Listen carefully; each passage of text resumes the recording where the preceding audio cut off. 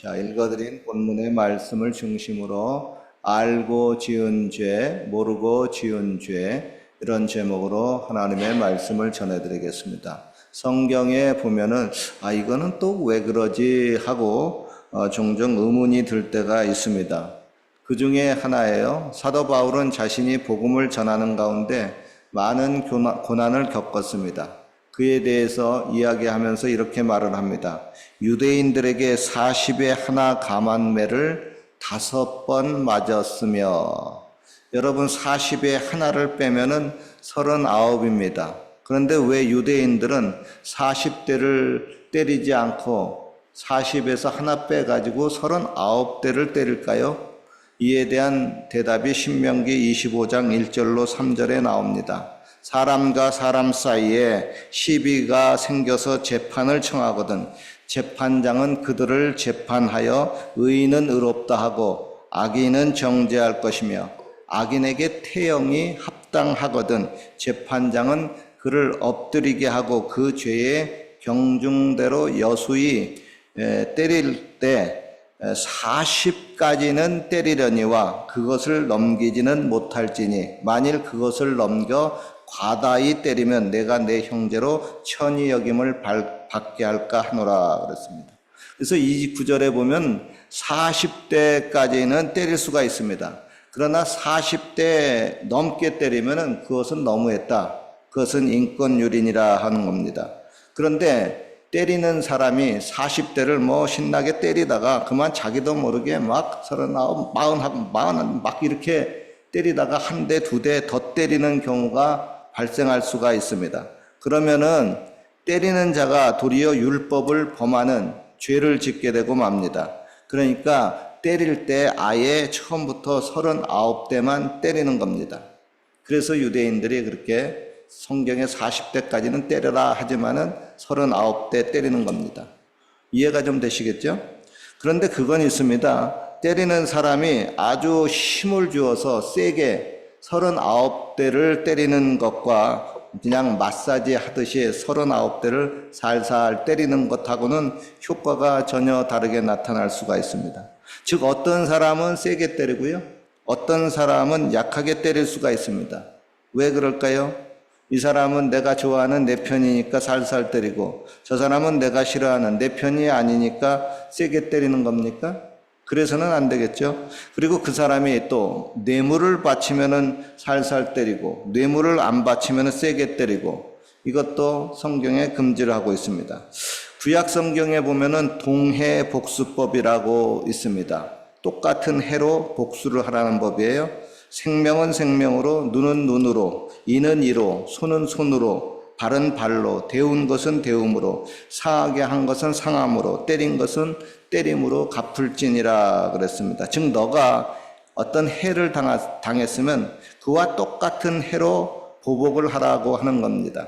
예를 들면 주먹으로 한 대 맞아가지고 이빨이 하나 부러졌으면 상대방의 이빨을 하나 부러뜨려야 됩니다. 그런데 아예 그냥 옥수수 털듯이 그냥 이빨을 모두 다 빼버리면은 그거는 안 됩니다. 그리고 이빨이 하나 부러졌는데 상대방의 눈을 하나 빼버리면은 안 됩니다.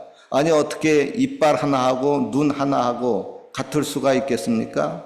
그것은 너무나 지나친 보복 행위입니다. 고로 동해복수법은 지나친 보복의 악순환을 끊기 위한 하나님의 배려이기도 합니다. 그리고 이를 진행할 때 개인이 하지 못하고 반드시 재판관이 집행하도록 합니다. 왜 그러죠?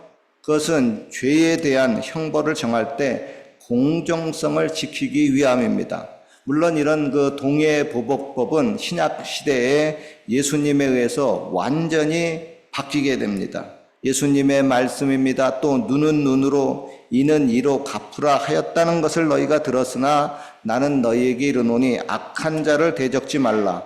누구든지 내 오른편 뺨을 치거든 왼뺨도 돌려대고 또 내 이웃을 사랑하고 내 원수는 미워하라 하였다는 것을 너희가 들었으나 나는 너희에게 이르노니 너희 원수를 사랑하며 너희를 핍박하는 자를 위해서 기도하라.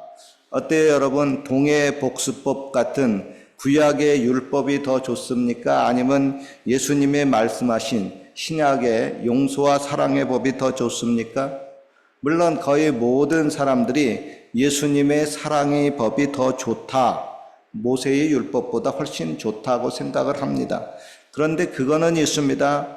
인륜과 천륜을 저버린 아주 큰 죄악을 저지른 그런 그 흉악범이 죄를 지었는데 그 죄에 대해서 솜방망이 같은 처벌을 하게 되면은 그럴 때는 또 많은 사람들이 이거는 아니지 하고 생각이 들 때도 있습니다.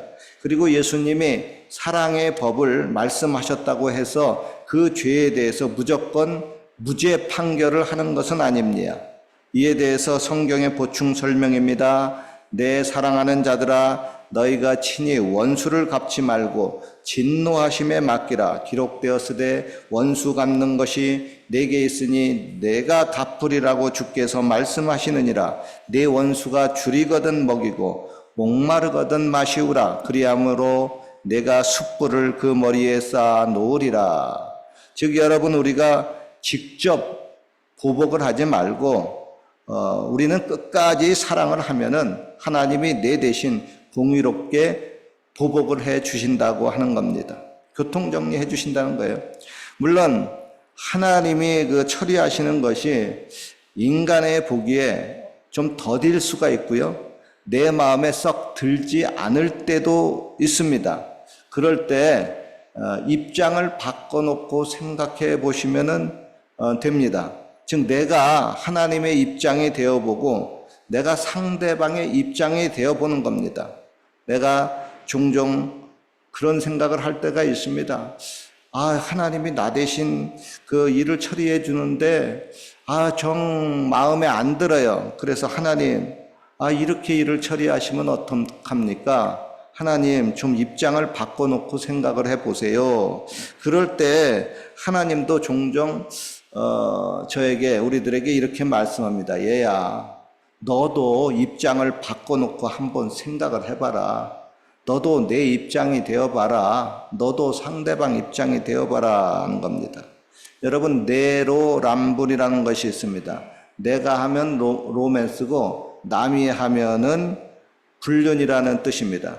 그러나 예수님은 말씀을 합니다. 어찌하여 형제의 눈 속에 있는 티는 보고 네 눈 속에 있는 들보는 깨닫지 못하느냐. 그러니까 내로남불을 입장을 바꿔놓고 한번 생각해 보십시오.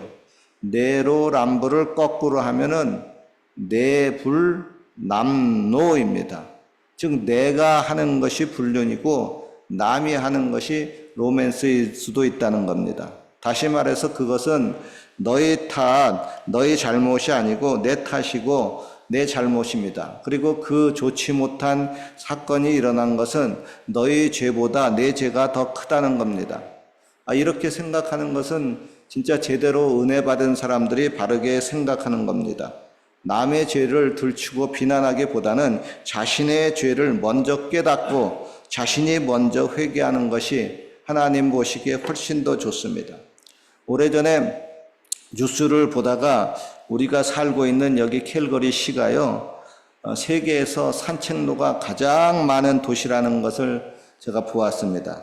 물론 산책을 즐겨하지 않으신 분들은 이 말이 마음에 와닿지 않을 겁니다. 그리고 산책로가 많이 있든지 적게 있든지 그게 나하고 무슨 상관이냐. 저도 역시 그렇게 생각을 했습니다. 외국 땅에서 먹고 살기 힘들고 또 목회하기도 바쁜데 무슨 한가롭게 산책을 하자.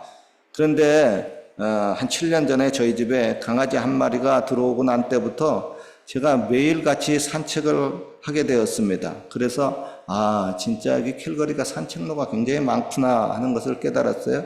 그리고 강아지 키우시는 분들은 아시겠지만 강아지의 최우선 순위는 산책입니다. 강아지는 자다가도 산책 가자 하면은 벌떡 일어납니다. 요즘은 아주 날이 너무 뜨거워가지고 낮에 산책이 안 돼요. 그래서 제가 아침이나 밤중에 산책을 합니다. 근데 요 강아지가요, 아침에 아예 내 방 앞에 그냥 문 앞에 그냥 딱까지 버티고 씁니다. 아침에 나가면 즉각 따라 나가겠다 이거죠. 저희 집 강아지가 그 종이 비숑하고 미니푸들하고 믹스견입니다. 수컷이에요. 체구는 그렇게 크지 않아요. 한 7kg밖에 안 나가는데 얘가 에너지가 넘치는 녀석입니다. 하루라도 산책을 안 나가면 우울해합니다. 반면에 산책을 하면 너무나도 행복해합니다. 그런데 그렇게 행복하는 강아지의 그 모습을 보고 나도 덩달아 행복해집니다. 그런 게 있어요. 강아지 데리고 산책하면 얘가 너무 좋아서 방방 뜨고 그래요. 그러면 그 모습 보면 나도 같이 행복해져요. 그렇게 강아지와 함께 여기저기 산책을 하다가 종종 발견하는 팻말이 있습니다. Private property, 개인 소유주라고 하는 팻말입니다. 그리고 그 밑에 이런 말도 적혀 있습니다. No trespass, 침입 금지 사인입니다. 그리고 어떤 때는 이런 사인이 있습니다. Violator will be prosecuted. 무단 침입자는 형사처벌됩니다. 뜻입니다. 그리고 제가 여기 캐나다에서는 그런 사인 못 봤는데 미국에는 이런 사인이 있다고 합니다. All violators will be shot. 모든 침입자는 총에 맞을 것이다. 거기 총기 자유주의니까요. 그리고 그 아래에 또는 이런 팻말도 적혀 있다고 합니다. Survivors will be shot again. 첫 번째 총격에 살아남은 놈은 다시 총에 맞아 죽을 것이다. 아, 이거 그냥 완전히 그냥 살벌한 경고입니다. 그런데 그런 일이 미국에서 실제 일어났습니다. 1992년 10월 17일에 미국에 유학 온 한 일본 학생이 총에 맞아 죽었습니다. 그것 때문에 일본하고 미국하고 굉장히 큰 외교 사안이 됐었어요. 나중에 클린턴 대통령이 가가지고 일본에서 사과까지 했습니다. 친구의 집에 초대받은 그 일본 학생이 그만 집을 잘못 찾아가지고 남의 집에 잘못 들어갔습니다. 그러자 집주인이 외쳤습니다. Freeze! 꼼짝 마라. 그런데 그 일본 학생이 freeze, 꼼짝 마라는 이 말을 please, 제발이라는 말로 잘못 이해하고 계속 움직이다가 결국 총에 맞아 죽었습니다.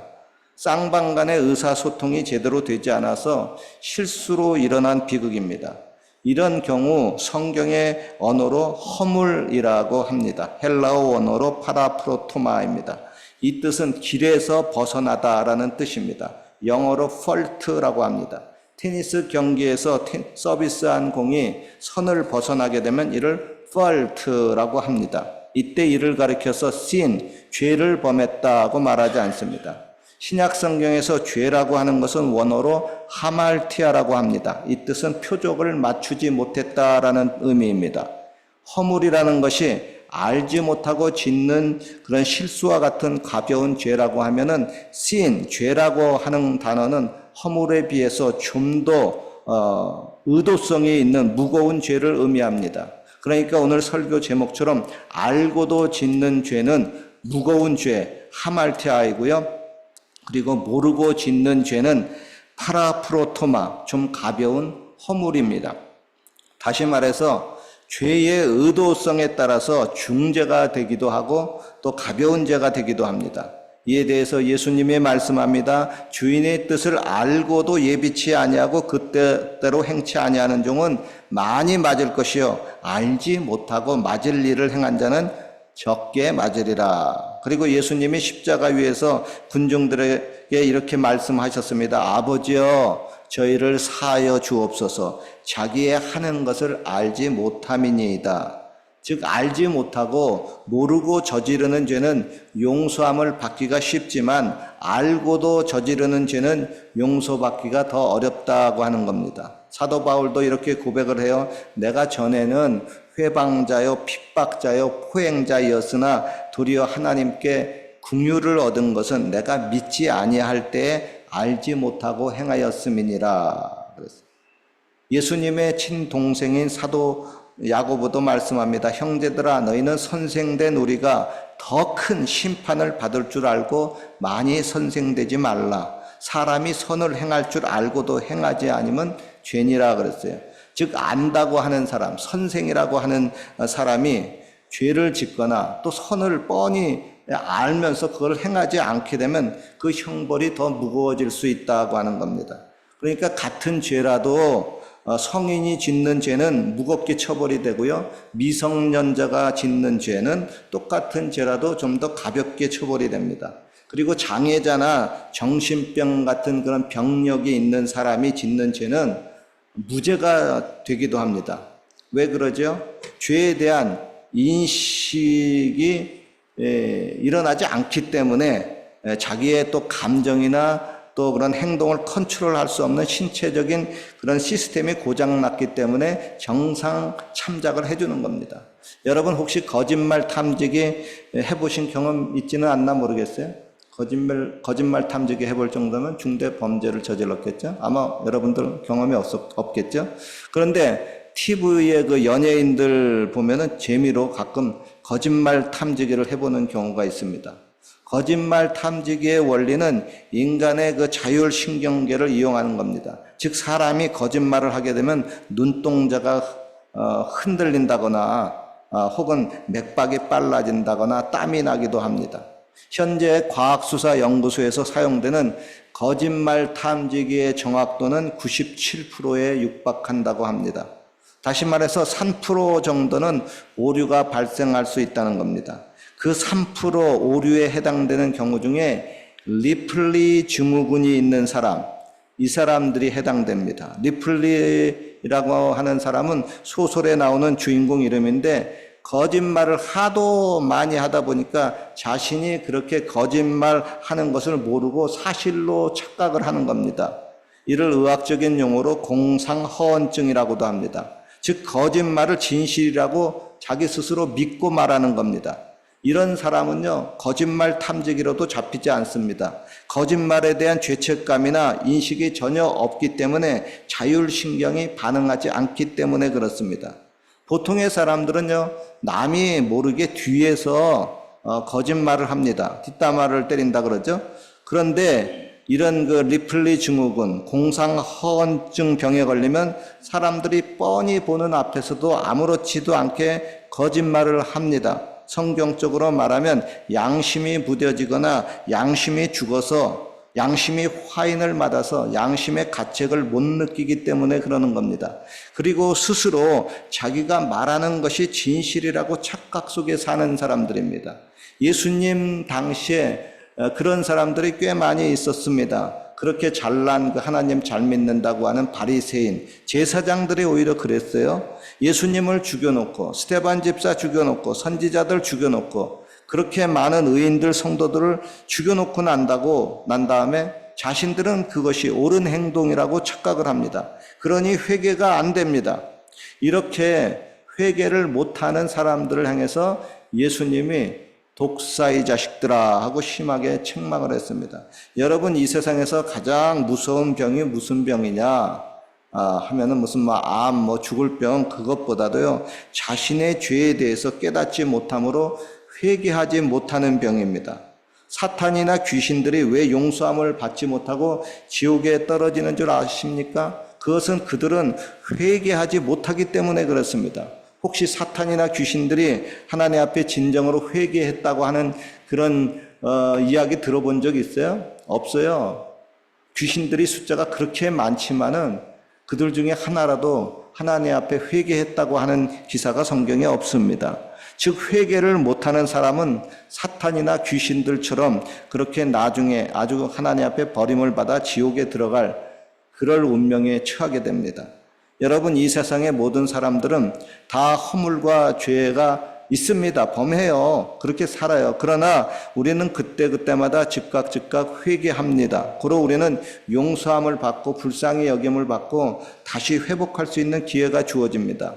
오늘 본문의 다윗도 이렇게 기도합니다. 자기의 허물을 능히 깨달을 자 누구리요? 나를 숨은 허물에서 벗어나게 하소서. 또 주의 종으로 고범죄 고의로 짓는 죄를 짓지 말게 하사 그 죄가 나를 주장하지 못하게 하소서. 그리하시면 내가 정직하여 큰 죄악에서 벗어나겠나이다. 다윗이 이렇게 겸손한 마음으로 미래부터 기도를 하니까 그는 나중에 자기의 죄를 깨닫고 진정으로 회개를 함으로 하나님 앞에 용서함을 받았습니다. 어떻게 보면요, 다윗은 그 당시에 절대 권력을 가진 왕입니다. 신하 한 명 죽이고 그 과부가 된 신하의 아내를 자기 아내로 삼는 것은 당시에 왕으로서 그렇게 큰 죄라고 생각하지 않을 수가 있습니다. 그러나 하나님은 나단 선지자를 보내어서 다윗이 그러한 못된 죄를 책망하시고 다윗의 죄를 깨닫게 했습니다. 그렇게 다윗이 기도했잖아요. 내 죄를 깨닫게 해달라고. 그러니까 깨닫게 했어요. 그렇게 자신의 죄를 깨닫고 회개하니까 다윗 왕은 하나님 앞에 용서함을 받고 다시 기회가 주어졌습니다. 그 결과 이스라엘의 가장 위대한 왕이 되었습니다. 그러나 앞선 그 사울 왕은 사무엘 선지자가 자신의 그런 그 잘못된 죄를 책망을 해도 그 책망을 그 죄를 제대로 깨닫지는 못하고 그러다 보니까 회개도 제대로 못하게 되고 결국 기회를 잃어버리고 이스라엘의 초대 왕이지만 비극적인 왕으로 전락돼 버리고 말았습니다. 결론입니다. 사람은 누구나 죄를 짓습니다. 알고도 죄를 짓고요. 모르고도 죄를 짓습니다. 그리고 그 죄의 결과는 반드시 형벌이고 저주고 심판이요 사망입니다. 그러나 2000년 전에 예수님이 나의 죄, 너의 죄, 우리의 모든 죄를 지시고 십자가에서 내 대신 심판을 당하셨습니다. 죽음을 당하셨습니다. 그로 우리는 예수님을 믿게 되게 되면 그 믿음으로 말미암아 죄 사함을 받게 됩니다. 그런데 이렇게 예수님을 믿고 죄 사함을 받은 우리가 여전히 교회는 다니고 거룩한 성도라고 하지만 계속해서 알고도 모르게 또 죄를 짓습니다. 이에 대해서 여러분 순간순간 내가 또 죄를 지었구나, 내가 또 실수를 했구나 하고 자신의 죄를 깨닫고 허물을 깨닫고 계속해서 회개하고 돌이킴으로 용서함을 받게 됩니다. 아무쪼록 여러분 겸손한 마음으로 계속해서 회개하심으로 또 용서함을 받고 또 계속 기회도 얻으시고 장래와 미래가 더욱 소망이 깃드시기를 주님의 이름으로 축원합니다. 기도드리겠습니다. 하나님 아버지, 우리는 죄인입니다. 알고도 모르고도 수많은 죄를 지었습니다. 그로 인해 하나님 아버지와 이웃들의 마음을 많이 슬프게 하고 아프게 하고 화나게 했습니다. 죄송합니다. 하나님 미안합니다. 용서하여 주옵시고 다시는 고의로 죄를 짓지 말게 하시고 또 숨은 허물에서도 벗어나게 하여 주옵소서. 예수님의 이름으로 기도합니다. 아멘. 우리 찬송 같이 부르고